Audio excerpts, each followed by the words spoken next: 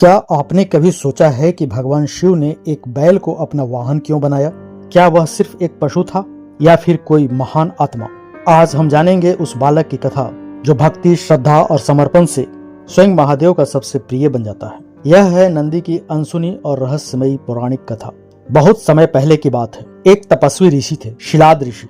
वे संतान प्राप्ति के लिए घोर तपस्या में लीन थे। उनकी तपस्या से प्रसन्न होकर स्वयं भगवान शिव प्रकट हुए और उन्हें एक दिव्य बालक पुत्र के रूप में नंदी को प्रदान किया। नंदी साधारण बालक नहीं थे। शिलाद ऋषि ने उन्हें वेद, शास्त्र और ब्रह्म ज्ञान का गूढ़ पाठ पढ़ाया। एक दिन दो दिव्य ऋषि मित्र और वरुण शिलाद ऋषि के आश्रम में पधारे। नंदी ने विनम्र भाव से ऋषियों की सेवा की।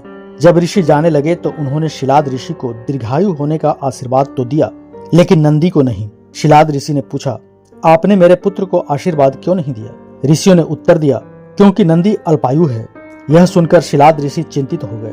जब नंदी को यह बात पता चली तो उन्होंने मुस्कुराते हुए कहा, पिताजी, आपने मुझे शिव की कृपा से पाया है तो मेरी उम्र की रक्षा भी वही करेंगे। आप व्यर्थ चिंता न करें।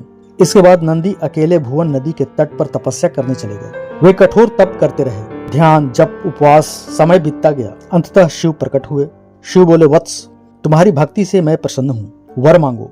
नंदी ने हाथ जोड़कर कहा, प्रभु, मैं जीवन भर आपके साथ रहना चाहता हूँ। केवल आपके सानिध्य की इच्छा है मुझे। भगवान शिव नंदी की भक्ति से भाव विभोर हो गए। उन्होंने नंदी को गले लगाया और कहा, तुम अब से मेरे वाहन, मेरे गणों के अधिपति और मेरे प्रिय मित्र बनोगे।